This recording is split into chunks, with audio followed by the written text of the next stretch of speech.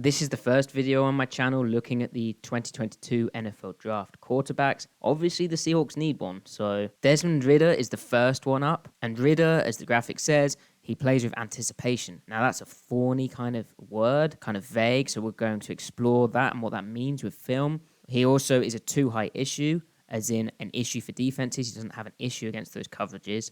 He's a brave genius, and I even went as far on my Twitter to call him a maniac, so I'll explain those things too. Ridder's really picked up steam, particularly on that evil app of Twitter, amongst the film watchers, and I think, if we're being honest, that's because he plays the quarterback in a conventional way that for, slobs like myself sat at home just watching from behind the computer screen, is easy. It makes sense. It goes with the conventional rules of quarterback. He honors timing. He plays with anticipation. He plays within the structure. And so it makes sense to us. Whereas it's actually going against the grain of what the current NFL quarterback, you think of the stars like Josh Allen, Patrick Mahomes, heck, even Russell Wilson, the guys who can improvise, push the ball downfield, and they just do things which break your brain. Now, beyond that, there's something quite satisfactory about seeing a guy who just has this quarterbacking craft as a pure pocket guy. The data kind of illustrates this point. Pro Football Focus analyst Ben Lindsay at PFF_Lindsay on Twitter, he tweeted out this great chart. In it, you can see Ridder's average depth of target versus his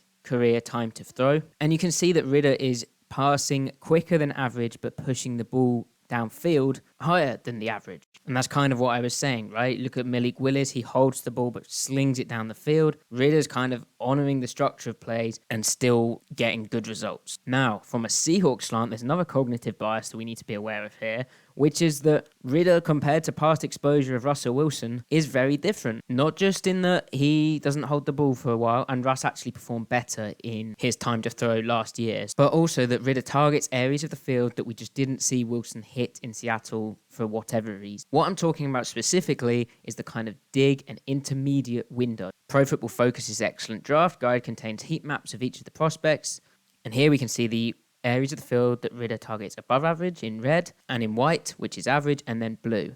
You'll notice how a lot of those intermediate dig windows, I'm talking 5-step drop under center, or in gun it would be 3-step drop, but the stuff which would beat kind of intermediate windows of cover 2, for instance, Ridder is dotting that up. There's a lot of the red, there's a lot of white in those kinds of areas if we just draw a cover 2 shell on them. And so, as we get to the film, we've got to be aware of this, overly falling in love with this and try and be balanced, but also this is a positive video, and so let's just enjoy the film. First up, we have Army 2020 tape. Here, Ridder's seeing too high pre-snap. He decides to work the boundary concept, and this is firing quick game inside that cover 2 curl defender, inside the cloud cornerback. He probably held the curl defender there with his eyes into the swing room. It's placed away from the half-field safety from driving on this slant. Essentially a two-man snack concept, but this is an excellent quick game beater in rhythm, in structure. You can see how from the end zone copy, he checked the middle linebacker was going to open to the 3 side, knew he was getting cover 2 from that. It's like the pole runner. If the curl defender had played it tight, he'd have checked it down to the swing. The down and distance clock was wrong at the start. This is in rhythm, picking up a new set of downs, moving the chains, not being a hero, just getting it done. Here we have Ridder reacting to pre-snap stimulus again. They shift their tight end across. It's followed. He's thinking man and a man pressure, which is what he gets a cover 1 pressure. They're running a double in kind of concept, and he knows as soon as he sees this first in get covered and the middle field safety's held by him looking at that, he has a one-on-one on the outside to the second in. He has the room to hit that to the field, and he's throwing it just as the receiver's coming out of his break, which is an element of anticipation. Now, the issue we have here is his base is quite wide. It's kind of an overstep into this, and it's sort of loose, and that's why the ball's slightly behind the receiver, but he saw it earlier, and it does end up getting intercepted. These mechanics things are something that Jordan Palmer spoke about in 2021 January. Since then, the quarterback's coach has been working with Ridder, and he did polish this up in 2021.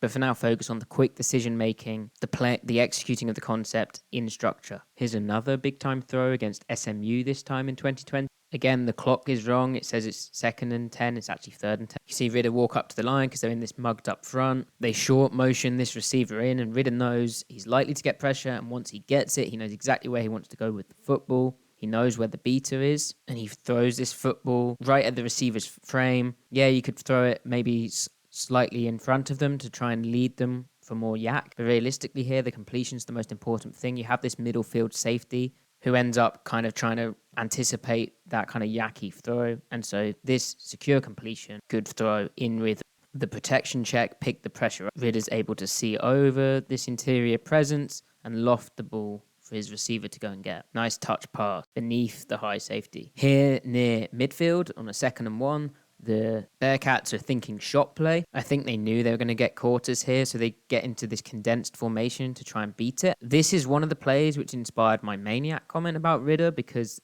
he throws this football so early. They try to get this quarter safety in trouble with switch releasing the two receivers. Ridder checks that the middle linebacker's coming down and not dropping into the high hole. And as he's throwing this football as soon as these receivers cross, because he thinks the switch release receiver is coming open underneath and that the quarter's safety is going to keep getting depth with the first vertical route. So he thinks this is going to be a nice completion across face. Notice how quickly he throws it. In fact, the quarter safety makes a good play on the ball. He's nice and flat-footed. He doesn't get tricked by the switch release element, and he almost ends up intercepting the football. But once more, you can see the timing honor of this. Ridder checks the other safety, checks the middle linebacker, knows that when he his back foot on the 3-step drop, that he'll have a nice picture to the front side and the concept that he wants. And then he tries to throw it across that safety's face. Just so happens that the receiver can't make a play on the ball and the safety undercut it well. Again, you do see a mechanics negative in his big wind-up, and like I said, that's something he's been working on and did work on heading into 2021.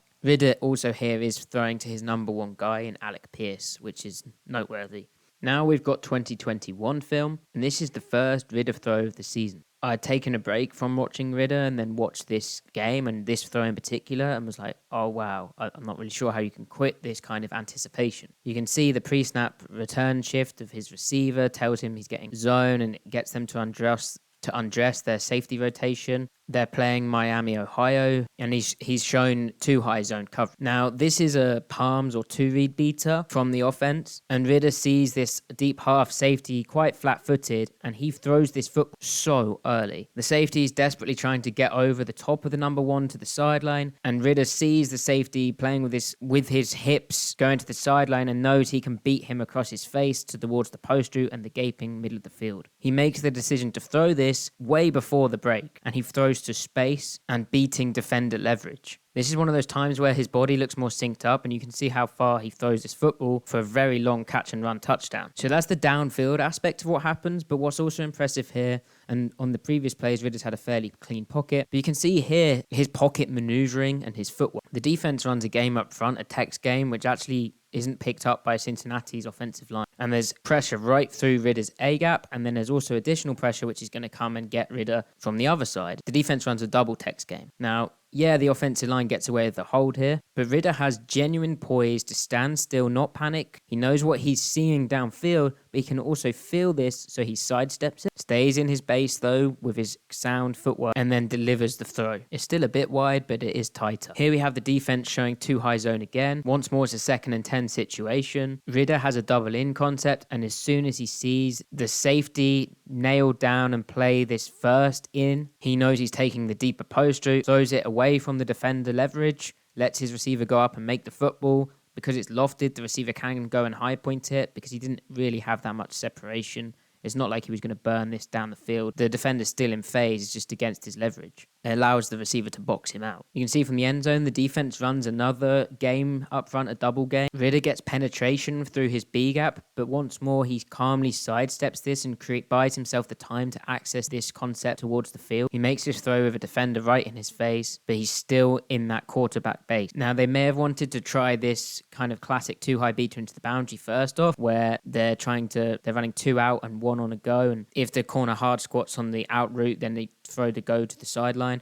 But if not, then they just throw the out route out leveraging the curl defense. However, that's obviously not there, and Ridder feels this pressure. He just fixes this for his offensive coordinator, goes out there, makes a play reacting to what he's been shown. Now we've got a rare snap of under center, which would obviously mean, quarterback sneak if it was right down and distance, but here we've got 2nd and 10, or wide zone, or bootleg play act. It's just your classic slide concept here, but keeping that guy in protection because Ridder gets blitzed. This isn't actually the best throw in the end, but it shows how he's trying to read the concepts out. This looks like middle field closed defense, But in order to handle the deep crossing route, the defense here is choosing to nail down their middle field safety and take that. The idea then is that the cornerback replaces him in the post to cover the post route, and so the defense maintains sounder level. Ridder, though, sees this guy coming downhill and flat-footed and throws the post so early with a free guy coming off the edge adding on. You can see how he shortens his rollout to avoid said pressure,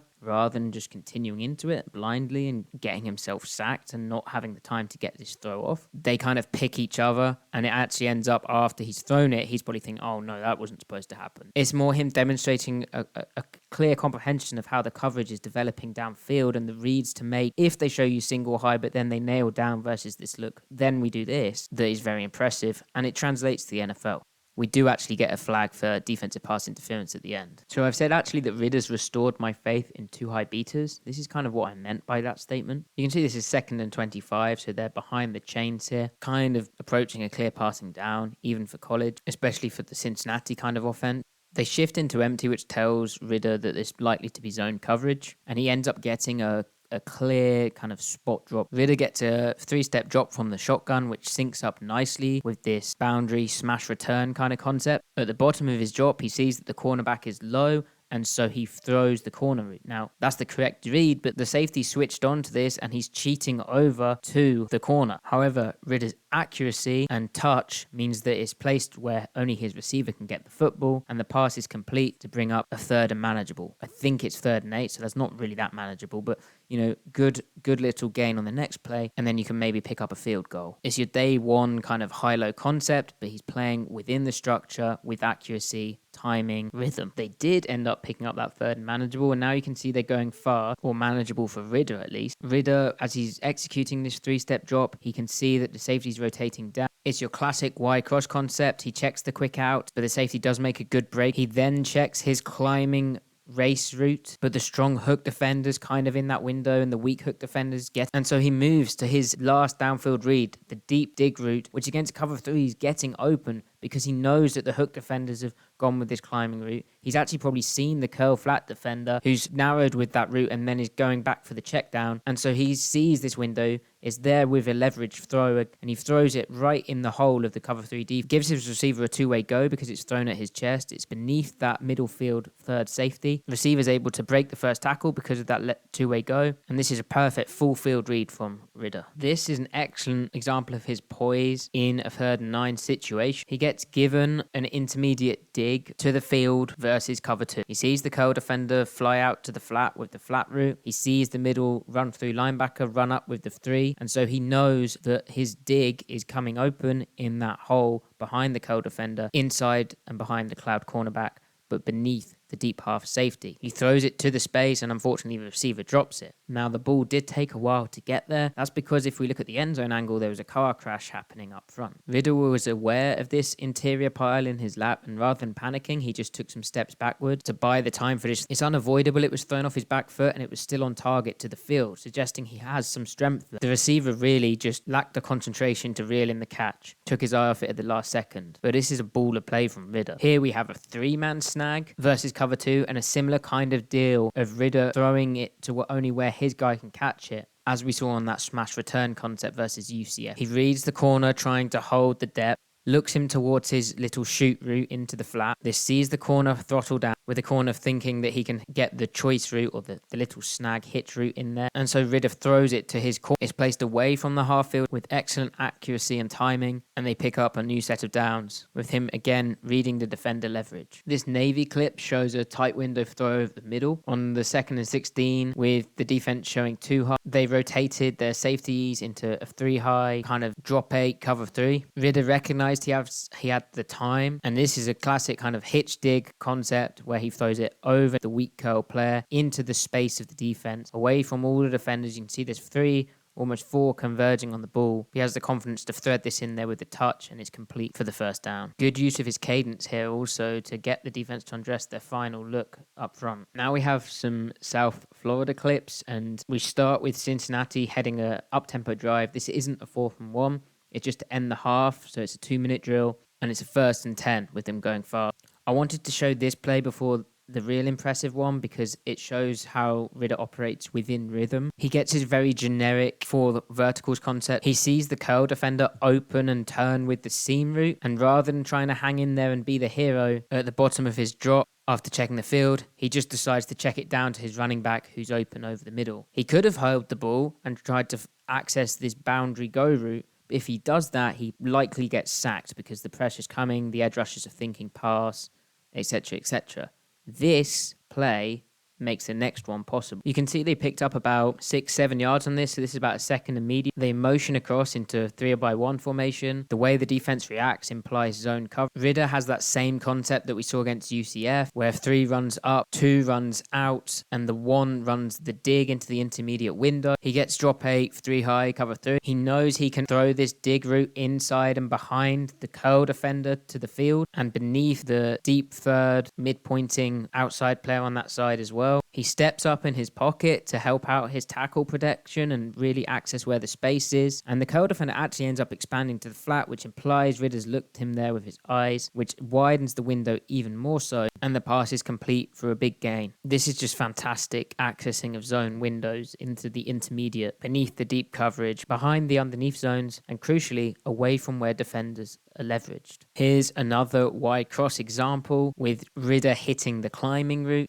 The cross element at the bottom of his drop, he sees the quick out is removed by a very wide underneath outside space. He therefore comes to his next read over the middle, sees both of the hook defenders are very wide. There's a lovely gap to slot this football into. Yeah, it's thrown slightly behind the receiver. Really, the receiver should have nestled down somewhat into this zone hole. Doesn't really matter. The pass is complete. It was away from where defenders could make a play on the football, and it picks up another first down in the zone hole. In structure, in rhythm. Okay, I hear you. These aren't the best defenses Ridder's faced. And Cincinnati, especially in the last 2 years, has been a dominant team in their conference. Now, the big game that the Bearcats had on their schedule was against Notre Dame. The Fighting Irish looked to play a lot of tighter coverage, like with middle field closed principles, a lot more cover one and that sort of stuff, and kind of tighter windows. Ridder was still able to show a lot of the positives in his game. Here we have a play action concept. It's the same kind of double ins deal. Ridder sees the middle field safety nailed down on the first dig, and so he immediately knows he's throwing that post route away from the cornerback leverage on the route. He gets the ball off, but it does hang up there slightly, and the defender is making an excellent play on this football, undercutting it and getting the pass break up. Now, Ridder is rushed slightly, so this isn't all on him really, because he has 2 edge pressures, one with the block losing out and one just clean through, and so his process is shortened here. And so it does lack the full power that he could put on this football. He did also give Pierce a chance to go up and make the play, but the defender high-pointed it better. What stood out against Notre Dame was Ridder's reading of flat defenders. Here we have a 2nd and 6, and Ridder at the bottom of his drop sees the flat defender expand in the drop 8. He's able to thread this between the curl defender and the deep third cornerback, down the seam for the easy completion into the boundary, picking up the first down, staying in rhythm. The defense is trying to halt the quarterback by presenting a different kind of picture post, but Ridder reacted and threw on time. This, on the surface, looks like the same kind of play, where Ridder's throwing it down the seams of the defense. It's actually a coverage bust from Notre Dame. They're playing middle field open, but they're lacking that half safety. Ridder, as he drops, though, is checking the field safety and sees him stay on that hash, so he's thinking middle field. At the bottom of his drop, he's come to his hitch route, and he sees the flat defender there. This may have been a smash concept if the middle of the field hadn't been so wide open, but Ridder immediately processes this and knows, I'm going down the seam. Crucially, he gives it enough air to get away from the desperately trying to carry defender, but also inside of the cornerback, who appears to be playing kind of like a deep third zone midpoint technique.